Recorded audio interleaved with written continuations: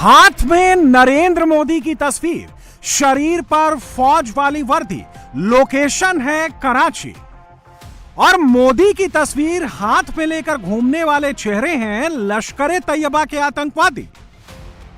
लश्कर के इन टेररिस्ट की गिनती कर लीजिए, 1 2 3 4 5 6 7 8।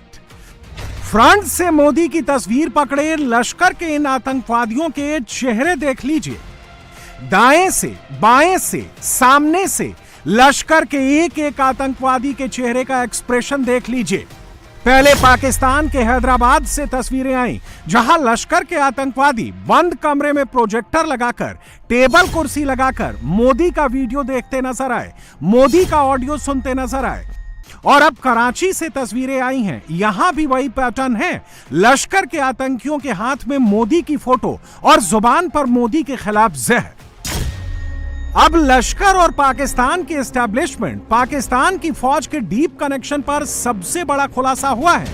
पाकिस्तान की सरकार का सूचना एवं प्रसारण मंत्री अताउल्लाह तरार कैमरे पर लश्कर ए तैयबा के आतंकवादियों के साथ दिखा है।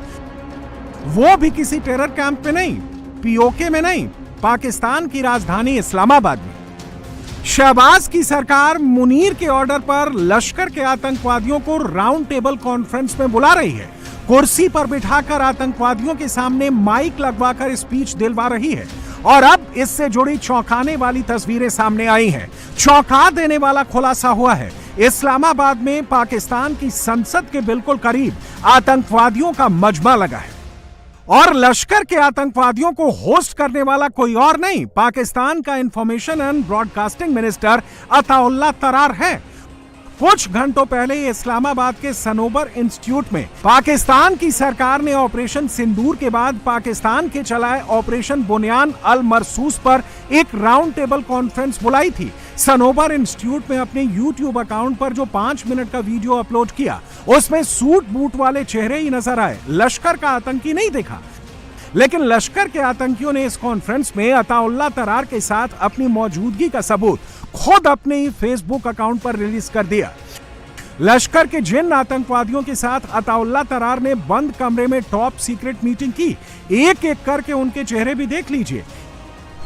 इसमें जो सबसे बड़ा नाम है वो है कारी मोहम्मद याकूब शेख, जिसके साथ अताउल्लाह तरार ने फोटो खिंचवाई, राउंड टेबल कॉन्फ्रेंस में अपने लेफ्ट हैंड साइड में फ्रंट पर बिठाया।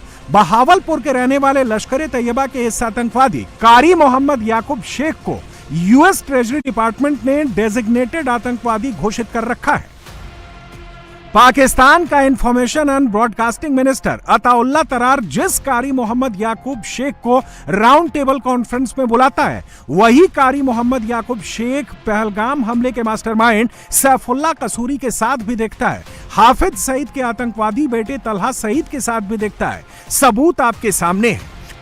लश्कर ए तैयबा का यह खूंखार आतंकवादी शहबाज सरकार के मंत्री के सामने बैठकर भारत के ऑपरेशन सिंदूर का जिक्र करता है, पाकिस्तान के ऑपरेशन बुनियान अल मरसूस की तारीफ में कसीदे पढ़ता है। लश्कर के आतंकी का अताउल्लाह तरार के साथ इस्लामाबाद में दिखना कोई संयोग नहीं, ये एक बड़े प्लान का हिस्सा है। वो प्लान क्या है, इसका खुलासा पाकिस्तानी सेना के ही फॉर्मर मेजर आदिल रजा ने किया है। आदिल रजा के मुताबिक मुनीर, लश्कर और जैश जैसे आतंकी संगठनों की मदद से भारत पर एक और हमले का प्लान बना रहा है। वो हमला किसी भी वक्त हो सकता है। आदिल रजा ने जिन मर्सिनरीज का, जिन आतंकवादियों का जिक्र किया, कारी मोहम्मद याकूब शेख उन्हीं में से एक आतंकवादी हैं। इस्लामाबाद में अताउल्लाह तरार के साथ जो कारी मोहम्मद याकूब शेख दिखा है, वो हाफिज के साथ साथ चलता है। वो लश्कर के आतंकी अमीर हमजा के साथ भी दिखता है। कारी मोहम्मद याकूब शेख इस्लामाबाद में लश्कर के ऑफिस का इंचार्ज रह चुका है। 2008 से 2011 तक लश्कर के लिए फंड इकट्ठे कर चुका है, आतंकवादियों को रिक्रूट कर चुका है और तो और लाहौर से चुनाव की रेस में भी उतर चुका है। और इन दिनों लश्कर का यह आतंकवादी पाकिस्तान के अलग अलग इलाकों में रैलियां करके नॉन स्टॉप हिंदुस्तान पर हमले की धमकी दे रहा है। और अब लश्कर ए तैयबा के इसी आतंकवादी को इस्लामाबाद में शहबाज शरीफ की सरकार ने राउंड टेबल कॉन्फ्रेंस में अपना चीफ गेस्ट बनाया है। और पाकिस्तान के information and broadcasting minister Ataullah Tarar ने कैमरे पर कबूल किया है कि शहबाज और मुनीर अब पाकिस्तान में सबको इकट्ठा कर रहे हैं। लश्कर के आतंकवादियों को अपने कार्यक्रमों में बुलाकर एक नए प्लान पर काम कर रहे हैं।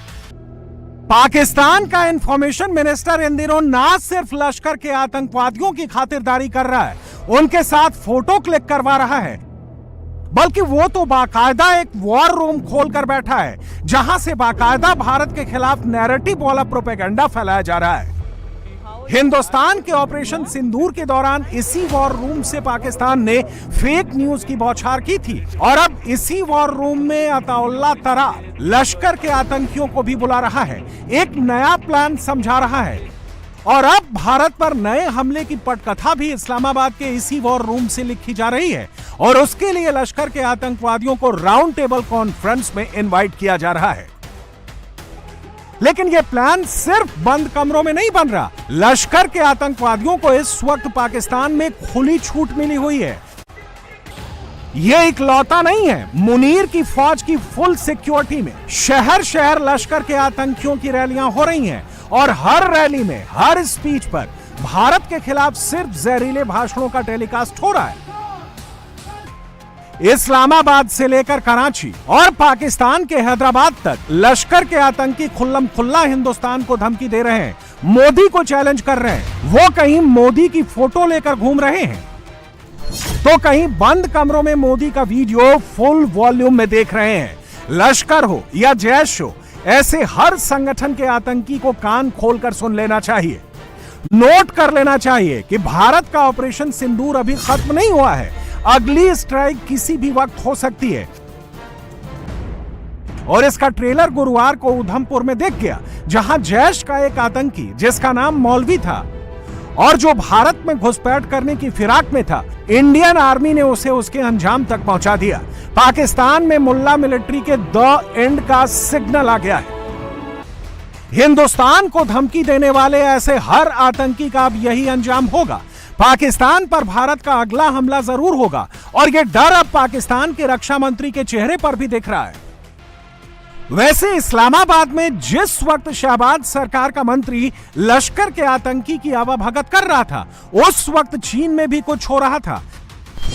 चीन में एससीओ के डिफेंस मिनिस्टर्स की मीटिंग हुई। ग्रुप फोटो में भारत के रक्षा मंत्री राजनाथ सिंह और पाकिस्तान के रक्षा मंत्री ख्वाजा आसिफ एक फ्रेम में तो नजर आए, लेकिन राजनाथ सिंह ने दूरी बरकरार रखी। मगर इसमें सबसे जबरदस्त ट्विस्ट उस वक्त आया जब एससीओ के रक्षा मंत्रियों की बंद कमरे में मीटिंग हुई। राजनाथ सिंह का यह फ्रेम गौर से देखिए, सामने टेबल पर दस्तावेज पड़े थे, एससीओ का ज्वाइंट डिक्लेरेशन पड़ा था, लेकिन राजनाथ सिंह ने एससीओ के ज्वाइंट डिक्लेरेशन पर दस्तखत करने से मना कर दिया, क्योंकि भारत ना तो ज्वाइंट डिक्लेरेशन की भाषा से खुश था और ना ही इस ज्वाइंट डिक्लेरेशन में पहलगाम में हुए आतंकवादी हमले का जिक्र था। हमेशा की तरह यहां भी चीन ने पाकिस्तान का ही साइड लिया, लेकिन भारत के रक्षा मंत्री के टफ स्टैंड की वजह से एससीओ का ज्वाइंट डिक्लेरेशन ही नहीं आया। एससीओ के ज्वाइंट स्टेटमेंट को अडॉप्ट नहीं किया गया। और फिर क्या था, इसके लिए पाकिस्तान में यह टेप चलना शुरू हो गया कि मोदी हमला करने वाले हैं। पाकिस्तान का यह डर सही है और पाकिस्तान को डरना भी चाहिए, क्योंकि हिंदुस्तान इस वक्त भी एक्शन मोड में है, बस ऑर्डर मिलने का इंतजार है। फिर पाकिस्तान पर आखिरी प्रहार होना तय है और इसका एक छोटा सा ट्रेलर आज नॉर्दर्न कमांड ने जारी कर दिया। इस वीडियो ने क्लियर कर दिया है कि अब लश्कर और जैश के आतंकियों के द एंड का काउंटडाउन शुरू हो गया है। हौसलों के साथ साथ अब ड्रोन्स का सैलाब होगा। हर एक नापाक मिसाइल के बदले भारत के ब्रह्मास्त्र का जवाब हो। हर टैंक का लक्ष्य सिर्फ तेरा विध्वंस होगा। अब की युद्ध ऐसा होगा कि तेरा बचा न कोई अंश होगा। आधुनिक तकनीकों का ऐसा मायाजाल बनकर आएगा, हर मिसाइल का हमला तुझ पर तेरा काल बनकर आएगा। हर सैनिक तेरी मौत बनेगा और तुझे सिंदूर के माने समझाएगा। क्या धर्म है भारत की सेना का, ये भारत का हर फौजी तुझको बतलाएगा। और इसके लिए तैयारी अभी भी जारी है और अब की तैयारी पहले से ज्यादा भारी है।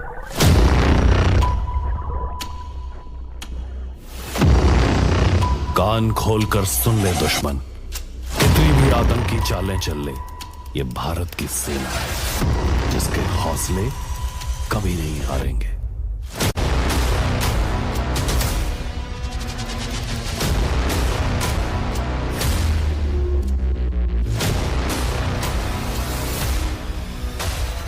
तू करके देख दोबारा जुर्रत, हम फिर से घर में घुस के मारेंगे, और अब की पहले से ज्यादा अंदर घुस के पहले से ज्यादा मारेंगे।